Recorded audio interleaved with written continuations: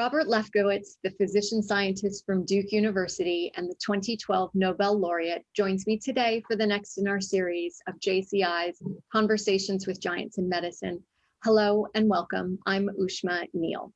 This is actually the second time we've been graced with Dr. Lefkowitz's participation in the Conversations with Giants in Medicine series, but he's recently written a book called A Funny Thing Happened on the Way to Stockholm, and we couldn't resist the opportunity to ask him to come back and reflect a little bit more extensively on a life well lived and a career full of phenomenal insights and ample laughter. So thank you so much for joining me today, Bob. It's my pleasure, Ushma. I'm glad to be here. So I would like to start at the very beginning. A couple of years ago, you and I dined at a restaurant in New York that was called Balabusta, and I only understood the meaning of that term once you told me what it was. So can you start by telling me about your mother, your father, and what you were like as a kid?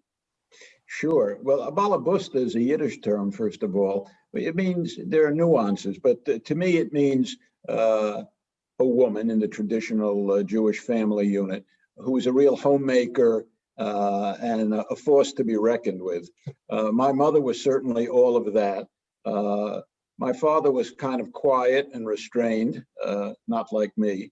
My mother was very outspoken and a perfectionist. And I think it was her drive to make sure I was always achieving all that I might achieve, which probably had a lot to do with giving me, I think, the drive that's characterized me throughout my life. You mentioned her pushing you to piano lessons, towards academic achievement. So what were you like as a kid beyond the academic achievement? Well, I think in many senses, I was a typical kid. I loved to play with my friends.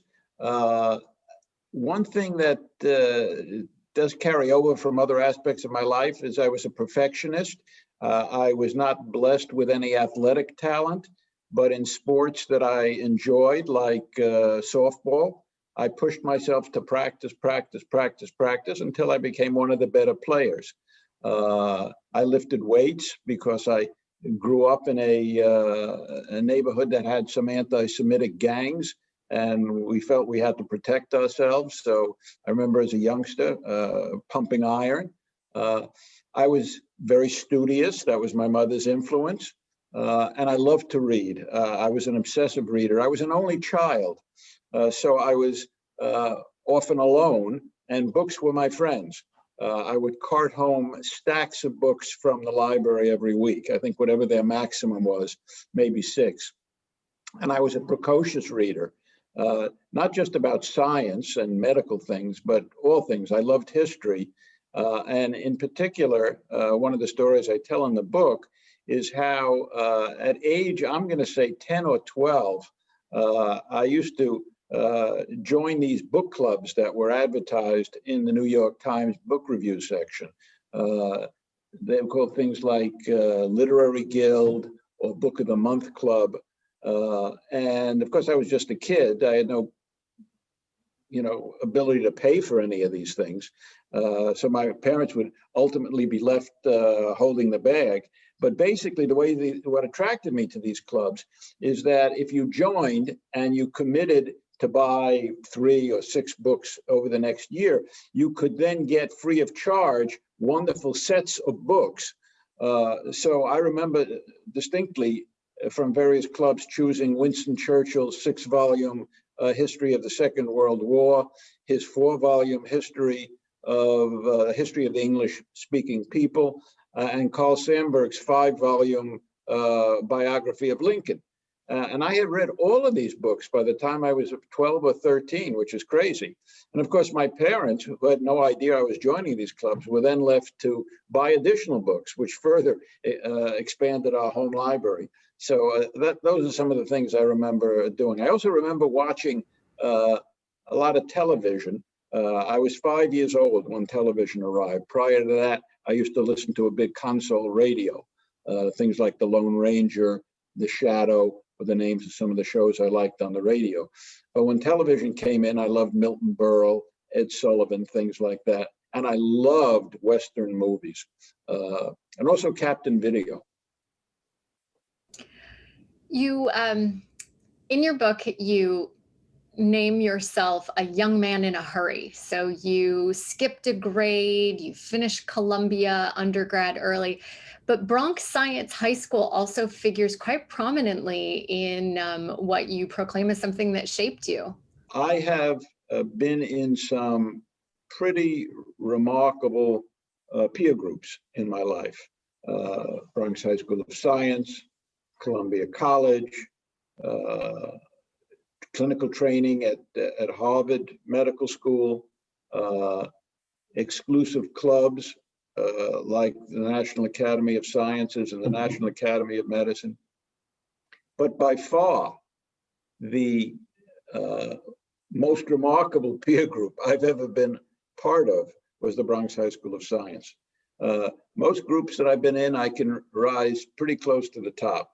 But there, it was incredible. I think I finished somewhat 50th in the class, which was pretty good. I was tied with David Botstein. We were classmates. But that was a remarkable group, evidenced by the fact that I am the 8th Nobel laureate to graduate from the Bronx High School of Science. So you noted that you knew you wanted to be a physician from about age 8 going forward, and the impact of your peers at Bronx Science, et cetera. So what were your steps towards getting into medical school, and what was that time like for you? So, you know, when I speak to young people about my career, I often use the title, A Tale of Two Callings. And what I mean by that is I really experienced the desire to be a physician at a very young age. I experienced that as a calling, meaning I had no idea why it was so strong, but from that very young age, I had the deep sense that I was destined to be a doctor. And I can't remember a time in my life when I ever thought about anything else. I think one of the major sources or impetus for that was my family physician. He was a man named Dr. Joseph Fibush. He was an internist and a family physician, and he made house calls. And I was just captivated. He would come in there. He knew all this special stuff that other people didn't. He let me play with his stethoscope and listen to my heart. And I was just all in. And so I thought about nothing else. My favorite toys growing up were a chemistry set and a little, I'll call it a toy microscope. It was, but it was real. It had an objective. I forget what the magnification was, and I would pull wings off bugs and look at them, or I would dig up worms and cut them up and look under the microscope. So I loved all that kind of stuff.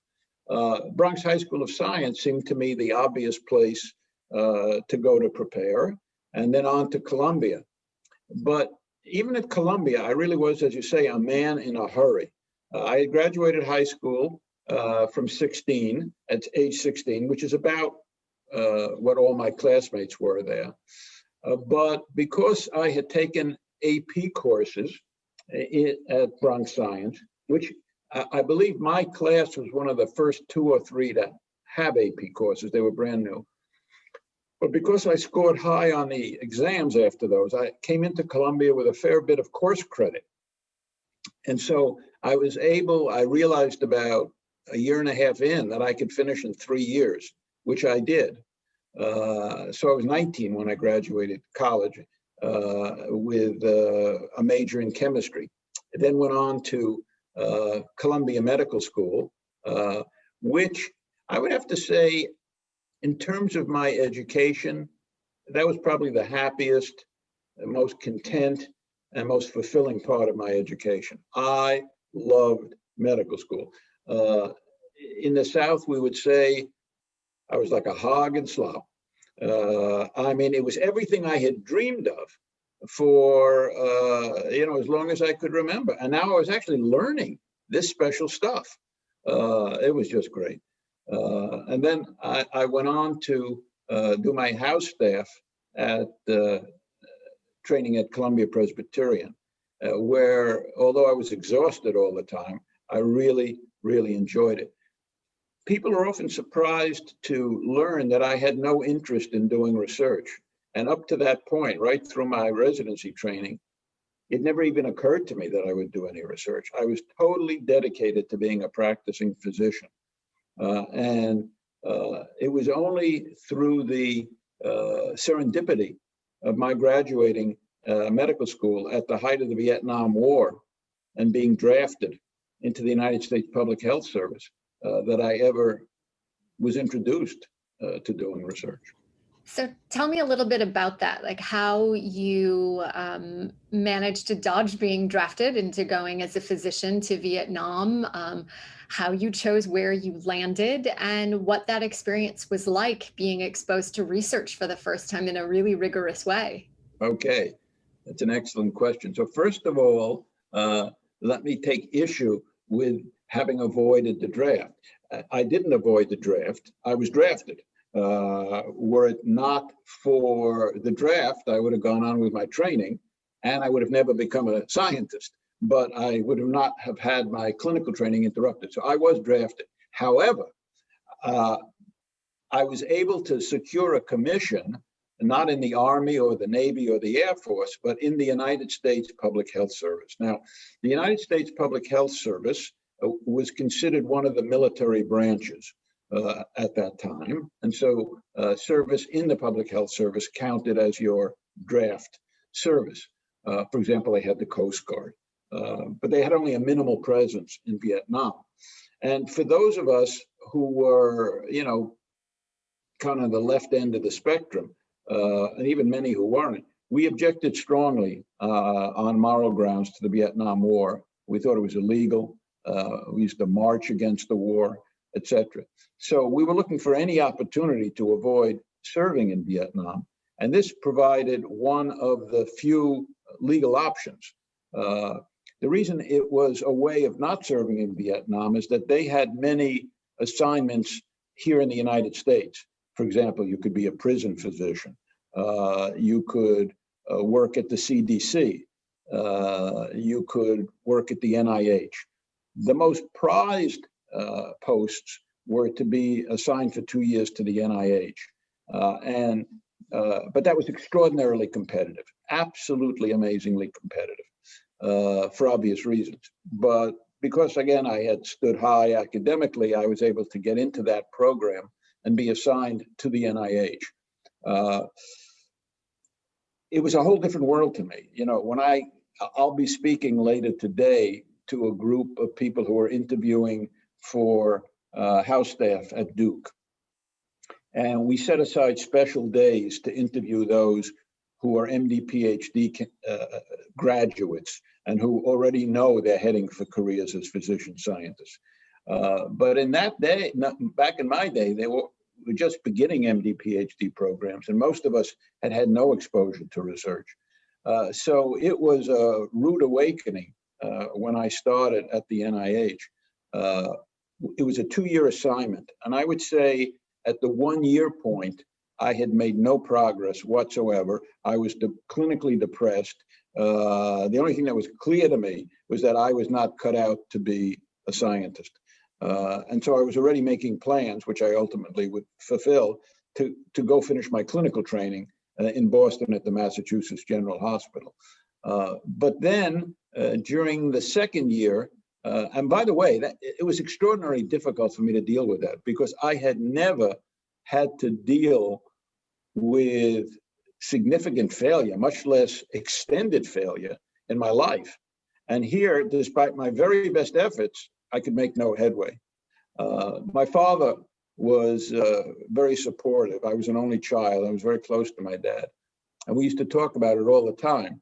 But then I guess it was November of my first year at the NIH, I went back to New York City for the holidays, had a long talk with my dad. He was a bookkeeper, simple man, wonderful guy. And he always seemed to have a way of, as they say, talking me off the ledge. And I was miserable. But he said, look, you always wanted to be a physician.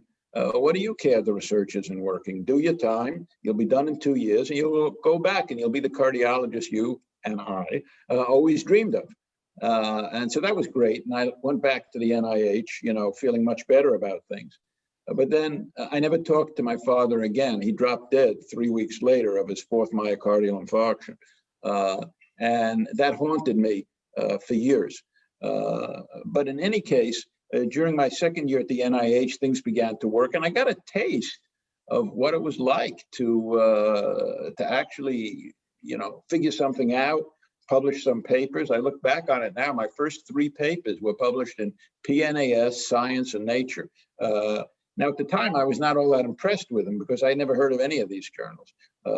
But I look back on it now, it wasn't such a bad accomplishment. So in the end, as I had with other things in my life, I was successful, but it sure was tough. This United States Public Health Service program, which was technically called the ATP, the Associate Training Program, went by a little kind of tongue-in-cheek term. We were called, and I think we invented the term, meaning not me personally, but the group of us, the term yellow berets. So of course this was a takeoff on the Green Berets, the elite commando forces, but yellow, I guess, presumably implying cowardice or whatever. But we didn't think of it that way. And in fact, we use the term to this day as sort of a badge of honor. Why a badge of honor? Well, consider this.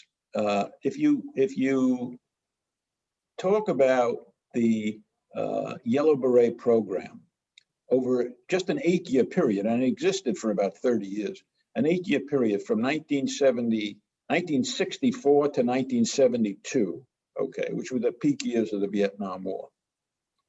And there were only, 50 to 100 a year who went into the program.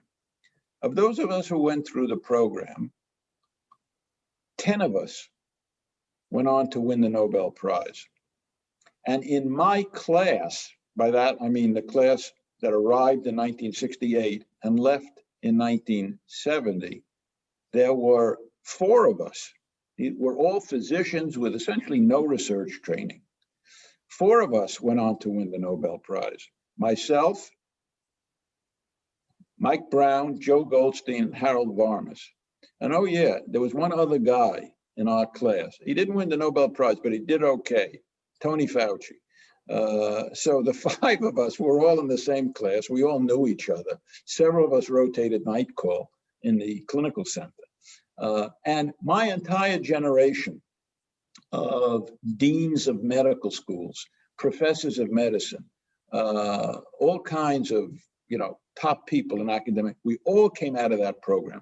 It basically was responsible for my entire generation of academic physician scientists. So that was an amazing thing. And at Duke, as in just about every other institution, all the top people like Ralph Schneiderman at my institution, we're all in that program. So tell us a little bit about what you started your work on. I mean, it was started out as the ACTH receptor, moved on during your then next phase into aldosterone, and then how did that morph into GPCRs? And really, I'm baiting you into saying receptors as many times as possible because I love the way you say it. I love receptors. I say receptors like a real New Yorker. So I was very fortunate. At the NIH, again, serendipity shone her light on me. I was assigned to 2 mentors, Jesse Roth and Ira Paston, both very notable scientists, although not then. They were both probably 35, 37 years old, but way ahead of their time. They were interested in the idea that there might be receptors for hormones and drugs. In other words, binding sites on cells that hormones and drugs could bind to initiate their actions. This was a very controversial idea, not generally accepted at the time. And they were endocrinologists. And so they set me going on one of the first ever projects, I guess, to try to prove that there were receptors by using radioactively labeled hormones to essentially label the receptors in membranes and tissues. And that's what I was working on at the beginning. And it was very difficult. In the first phase, I was trying to just prove that I could make radioactive iodinated ACTH and prove its biological activity. And that was a real sticking point, but I eventually succeeded. Now, when I left the NIH, I was imbued with the idea that there might be such a thing as a receptor, having shown for the ACTH that I could bind the radioactively labeled hormone to sites in the membranes, which had all the characteristics that you might expect for such a receptor. Far from proved that they existed, but it suggested we were on the right track. But I didn't want to work on ACTH or any other peptide hormone. I wanted to work on something relevant to the cardiovascular system since I was becoming an academic cardiologist. So I linked up with a mentor at the Massachusetts General Hospital where I was doing my residency in the next phase, a man named Edgar Haber, now deceased. And he was very interested in aldosterone. Had developed a radioimmunoassay for aldosterone, wanted me to work on that. But I wasn't interested because there was reason to believe that aldosterone receptors, if they existed, were of a totally different type. They weren't linked to the enzyme adenylate cyclase. They weren't in the plasma membrane. They were in the cell, in the cytoplasm. So I told, in an act which I look back on was real chutzpah. I mean, here I was, this junior guy begging to have a lab to work in his lab. He was chief of cardiology, and I was going to be a cardiology fellow. And I told him no, I wouldn't do it. I wouldn't work on aldosterone. So he said, well, okay, to his credit. He said, what do you want to work on? I said, well, these beta blockers have just been approved for use in the United States. And they're based on the idea that there might be something like a beta adrenergic receptor for adrenaline. I want to work on that. So he gave it his blessing, and I was off to the races. I made a little progress on that during the 2.5 years in his laboratory, but I was still not out of the woods. I still didn't really have a good assay by the time I moved to Duke. But when I came to Duke in 1973, I really focused my attention on that. And within a year, I had a good radioactive binding assay for the beta adrenergic receptor. And that was what opened everything up. And from there, we were just flying. So talk to me a little bit about that time and why you decided to go to Duke, how you managed to hit the ground running and recruit 3 superstars from the get-go. And then the follow-on question being, why have you stayed this whole time? Because there's no doubt in my mind that you have been wooed many times to try to bring you to other institutions for leadership positions. So what is it that has been so special about Duke that has kept you there? I came to Duke because had I stayed at Harvard, I like to say, I would have been assigned a laboratory as follows. There was a storage cabinet in my mentor's lab. It was probably about 50 square feet. And they were going to pull out the shelves, put in 1 lab bench, and that was going to be my laboratory. At Duke, they were offering me 1,500 square feet of prime space in a new building, support for 2 postdoctoral fellows and a technician for 3 years, and operating costs and startup costs. Of course, the proviso was that if I got grant support, I wouldn't get that money. I mean, and of course, the guy who recruited me, Jim Weingarten, who was chair of medicine, a very famous guy, he was shrewd enough to realize I would get grant support. So he never had to lay out a penny because no sooner did I get there, I got grants to support everything. But so then it was a matter of, well, okay, I need some staff. So I said, I had no way of hiring anybody. Nobody had heard of me. So I said to the chief of cardiology who was involved in the recruitment, a guy named Andy Wallace, well, keep an eye out for fellows, potential fellows. He said, okay. A few weeks later, he called me up and he said, well, there's a gal, Lee Limberg, whose husband is coming to Duke for orthopedic residency. She's just getting her PhD in biochemistry. She said she'd be willing to come. I said, sounds great. Let me talk to her and I'll sign her up. So I talked to her on the phone, immediately signed her up. So that was my first hire. The second hire was stranger still. I got a letter, still all while I'm at the Mass General, from a guy named Mark Carone, who also, is a real leader in my field today.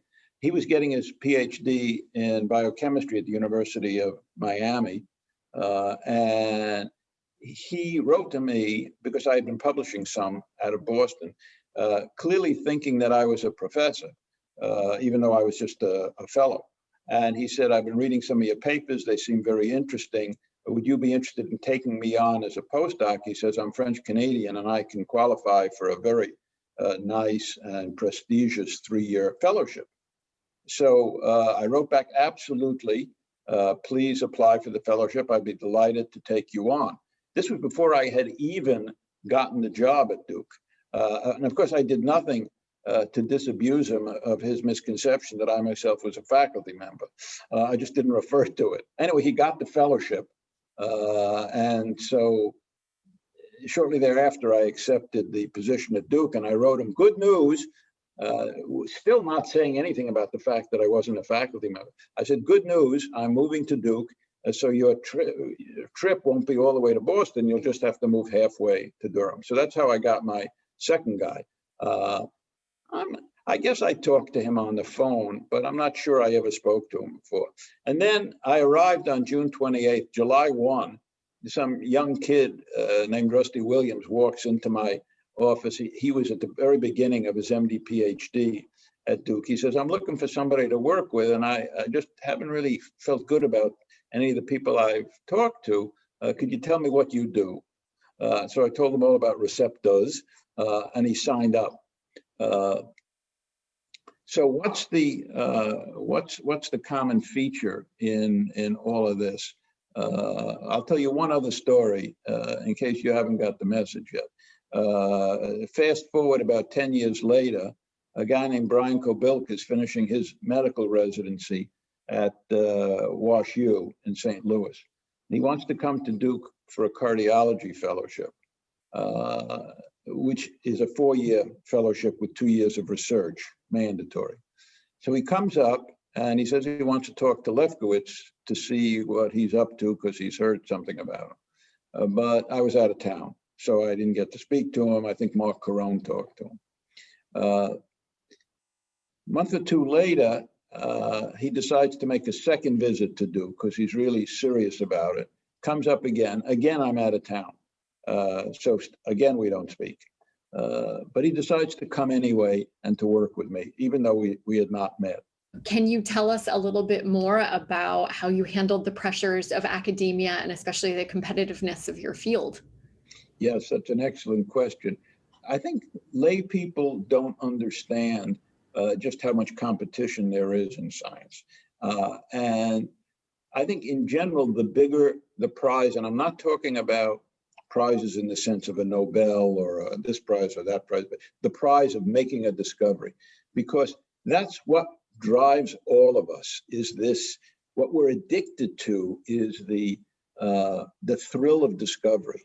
And the more it becomes clear that there's a big discovery to be made, it's usually not a big secret. I mean, it becomes clear and there's a race.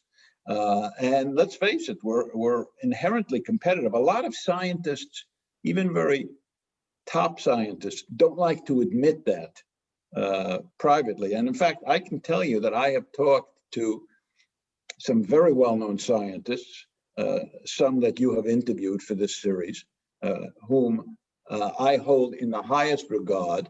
One in particular who I will not name, but he's a good friend of mine, and you know him well, read a copy of my book and told me he was somewhat put off by my description of some of the competitive aspects of science, as if he was above the fray, so to speak.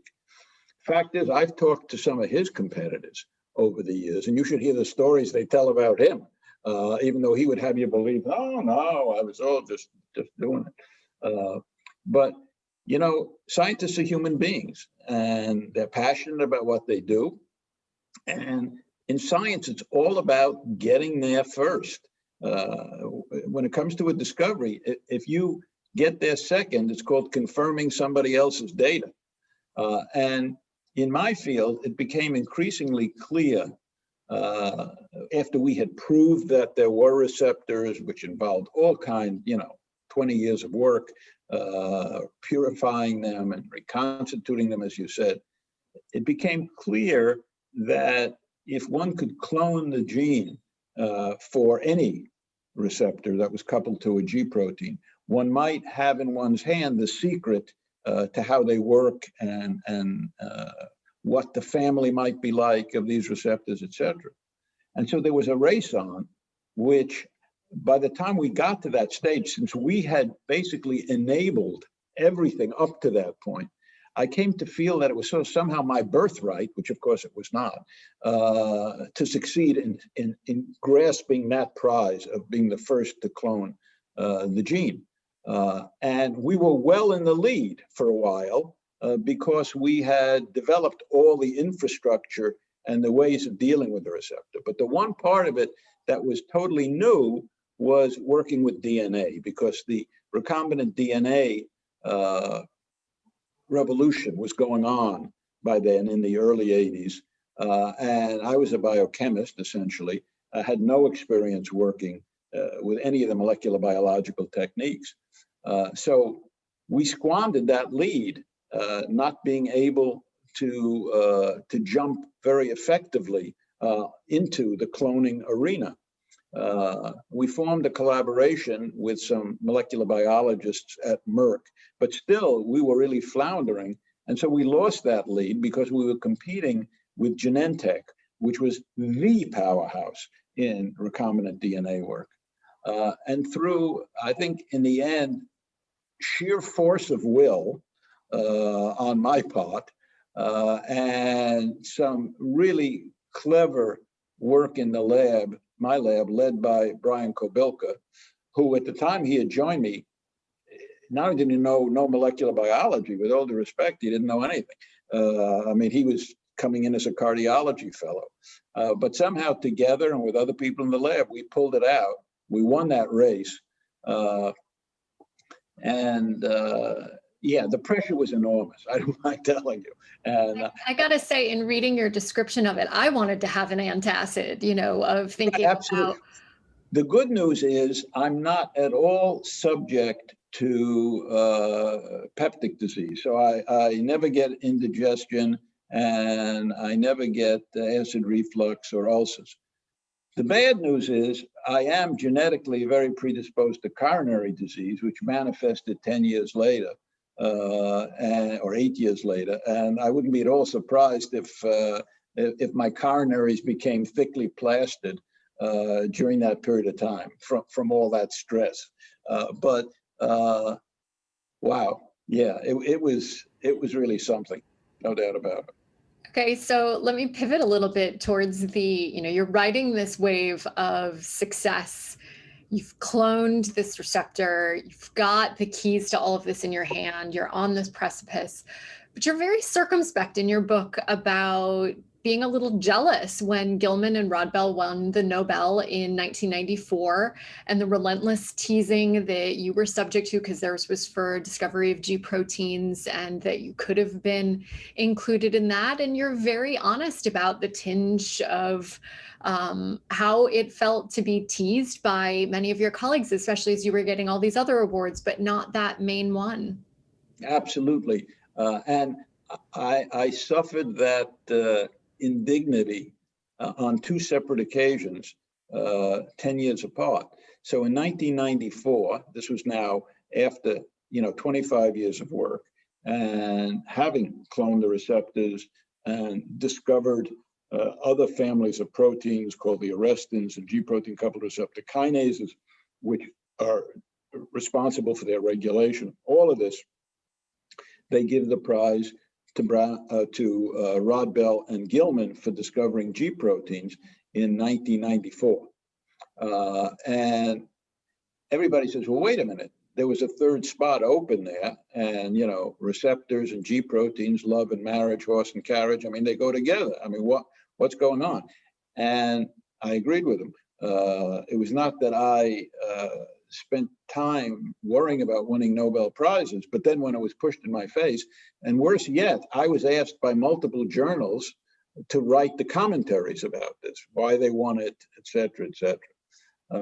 So yeah, I was a little down in the mouth, and that's not at all uncommon. I think almost any time there's a prize awarded, there are always going to be people, and sometimes very outspoken. There've been some real controversies. I can only imagine what went on with CRISPR this year, where there were, I don't know, probably 6 or 7 people vying for that. But anyway, but you get over it.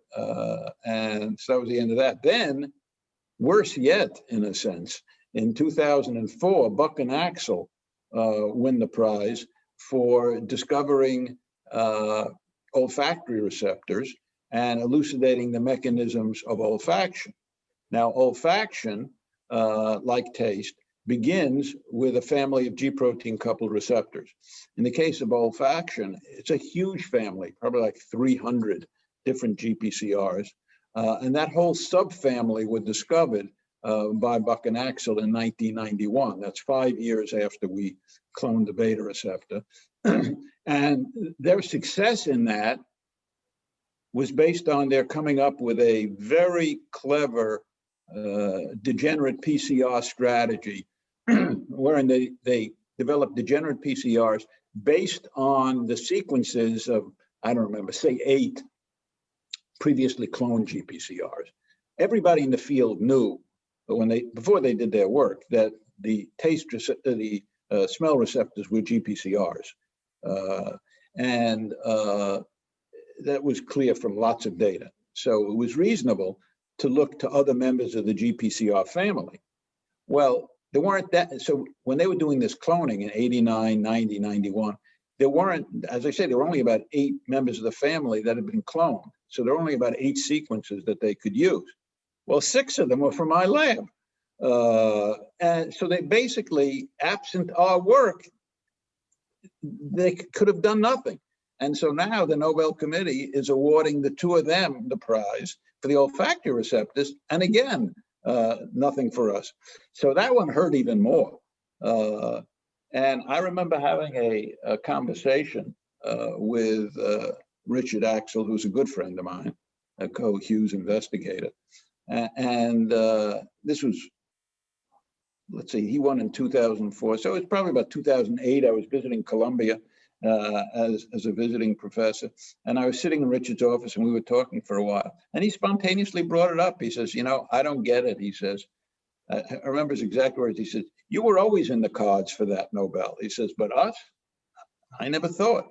So that, on the one hand, I felt good that he recognized that. And on the other hand, I can't, it just sort of, solidified my opinion that wasn't right. Anyway, you get over these things. And I can tell you that on October 10th, 2012, when I did at last get that call, and as you said, I had been teased and queried for years, when are you going to get the prize? Why haven't you gotten the prize? Will you ever get the prize? So when that phone call came through from Stockholm on Wednesday, October 10th, 2012, not that it sticks in my mind, at about 5 a.m., I did not have a eureka feeling. I don't know if you saw the movie, The Wife, okay, and remember when the husband gets the call that he's won the prize in literature and they're jumping up and down on the bed. Nothing like that. That was not the way I felt. I had a couple of feelings. The main emotion was one of quiet satisfaction. At last, it finally happened. and a sense of the monkey's off my back. And then the growing realization that never again would I ever have to answer the question, Bob, when are you going to win the Nobel Prize? And that was a good feeling. Indeed. But then in another part of the book, and actually several times throughout the book, you devote some time and energy talking about the promise that you did make to your father that you mentioned earlier about being a physician, and this kind of push and pull that you've had about the tinge of regret of not being more of a physician later on in your career, and how good you were at it. And you seem to truly delight in some of the cases that you cracked, or esoteric knowledge that you brought to bear on a particular patient. Yes, you're very astute to pick that up. That is one of the central sort of dualities of my life and career. Remember that unlike many of the MD PhDs who come out of these joint programs, and like those I'll be speaking to this afternoon, at their stage of the game, they're finishing medical school. They both have an MD and a PhD. When I finished medical school, I never even occurred to me that I would do research. So I was totally focused on being a physician. In a sense, I think that helped me to become the best physician I could at that stage, because I was totally focused on the clinical work. I had no distraction with research or anything else. And people often ask me, well, Bob, given the way your career played out and you becoming such a prominent scientist, do you regret all the years you spent becoming a physician? I mean, I did a complete residency in internal medicine, 3 years, and then 2 years of cardiology fellowship. And early in my career, probably as much as 40 or 50% of my time, the first few years, was spent doing clinical work. I always tell them, absolutely not. Not only don't I regret it, I'm grateful that I had the experience. I mean, I can tell you that there is, to me, no greater privilege that one could have than to be a physician. The idea that you have the trust of people, that they put their lives in your hands, that they confide to you things they would tell nobody else other than their priest or minister, is to me just an extraordinary privilege. And the fact that you can alleviate suffering and in a rare occasion, maybe even save a life, wow, I wouldn't trade that for anything. But I can tell you that when I spoke with my dad during that Thanksgiving holiday, and he gave me that sense of, don't worry about it, you're just going to be a good doc, etc. I felt we had made a pact, that we had agreed, we formed a plan, and the plan was to leave the NIH after 2 years, get on with my clinical training, and be the internist and cardiologist that I and he had always dreamed I would be. And then he dies. And now it's several years later, and this second calling that God knows he knew nothing about. I mean, he died thinking that I hated research. Well, I did at that point. Something tells me he would have been just as proud, maybe even more proud. I think he would have. I really wish he could have seen it. Well, I usually end these interviews with a question of what you would have or could have envisioned would have kept you as engaged. But especially after that last answer, I'm not sure you could have cast yourself in another profession other than being a physician or a scientist. Well, most of the time I feel that way, but we all have fantasies. And I think if you say, well, what might you have fantasied being? Stand-up comic is one that has always really appealed to me. Jerry Seinfeld, that's sort of one of my heroes. So that would have been one. The only other one I can imagine would be a courtroom attorney. I would have to be pleading cases in front of a jury. I wouldn't want to sort of be a research guy or a professor of law or anything like that. I want to be in the courtroom. I think a prosecutor, not a defense attorney. Those are about the only two careers that I could think of. Well, for anyone who has watched my videos, they've seen that in the background, I usually have my Kandel and Schwartz Principles of Neuroscience, a volume of the JCI, but this time I traded it out for two books that you gave me. One that is called The Joys of Yiddish, that maybe you could have used in your stand-up career. And Right. Oh, I would have for sure.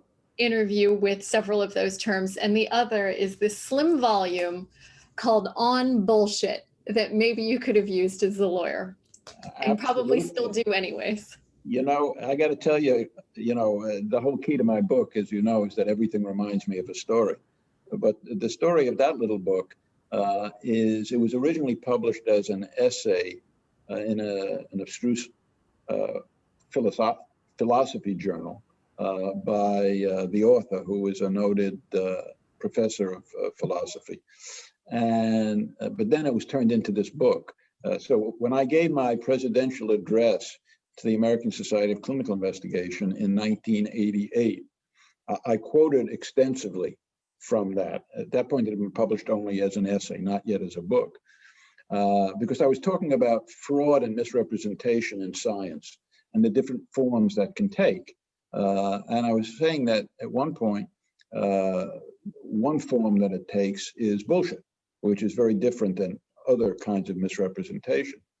And I was making the point, and just for sort of rhetorical effect, I kept repeating the word bullshit. Anyway, so I got done with my lecture in front of this august assemblage, came down and sat down in the front row where my immediate predecessor as president of the ASCI and my very close friend, Joe Goldstein, was sitting. And he had given a wonderful presidential address the year before, which is another whole story, but often quoted. Anyway, I sit down, and he says, "Bob, that was a fabulous talk." I said, "Oh, thanks very much, Joe." But Joe's always got something. There's always a but. He says, "It was a fabulous talk." He says, "But why do you have to say bullshit so many times?" He's always easily offended. So I said, "It wasn't that many times." I said, "How many times was it?" He said, 10. I said, "Joe, how do you know it was 10? He says, "Because I counted." So I was suspicious. So when I got back to my hotel room later in the day, I took out my text and I counted. And sure enough, he was right. I said it 10 times. He really had counted. So that's Joe.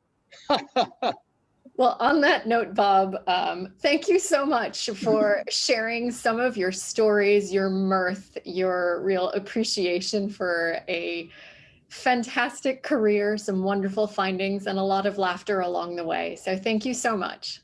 Thank you very much, Ushma. It's been a pleasure to be with you and to speak with you again.